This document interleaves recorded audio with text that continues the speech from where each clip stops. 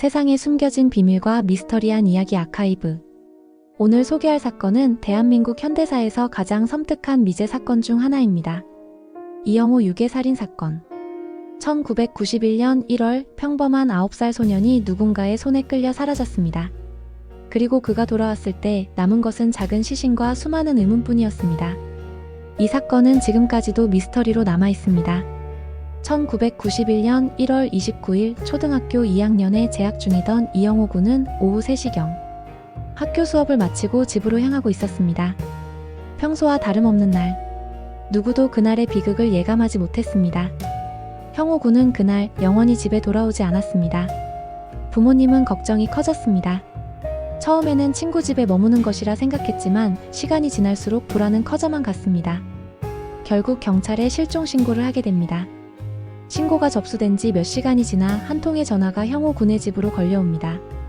낯선 목소리, 차갑고 감정 없는 말투.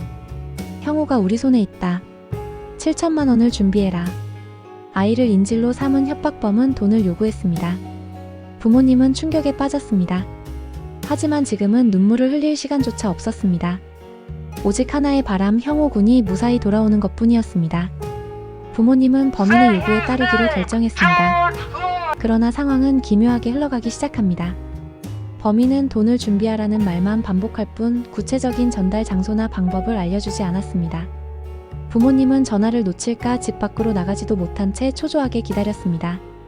하지만 범인의 전화는 점점 뜸해졌고 형호 군의 생사는 더더욱 알 수 없게 되었습니다. 시간이 흐를수록 부모님의 불안은 공포로 변했습니다. 무언가 잘못되고 있다는 느낌이 짙어졌습니다.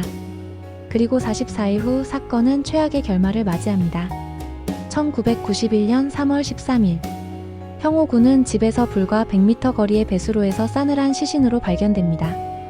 더욱 충격적인 것은 그곳이 사건 초기에 이미 여러 차례 수색되었던 장소라는 점입니다. 형호 군은 실종된 지 얼마 되지 않아 이미 살해되었을 가능성이 큽니다. 그리고 누군가 의도적으로 그 시신을 숨기고 다시 배수로에 두었을 가능성도 배제할 수 없었습니다. 형호 군의 죽음은 전 국민을 충격과 분노에 빠뜨렸습니다. 그리고 경찰 수사는 철저한 실패로 끝나버립니다.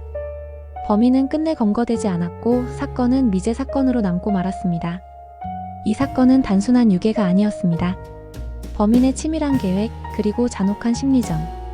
경찰은 끝내 범인의 정체를 밝히지 못했습니다. 그저 수많은 추측과 의문만이 사건 뒤에 남게 되었습니다. 이후 형호 군의 부모님은 단서를 찾기 위해 애썼지만 어떤 흔적도 발견되지 않았습니다. 이영호 유괴 살인 사건은 현재까지도 해결되지 않은 채 우리의 기억 속에 깊이 남아 있습니다. 여러분은 어떻게 생각하시나요? 혹시 이 사건을 새로운 시각으로 바라볼 단서가 있을까요? 그럼 다음에도 더 깊은 이야기로 찾아뵙겠습니다. 지금까지 아카이브였습니다.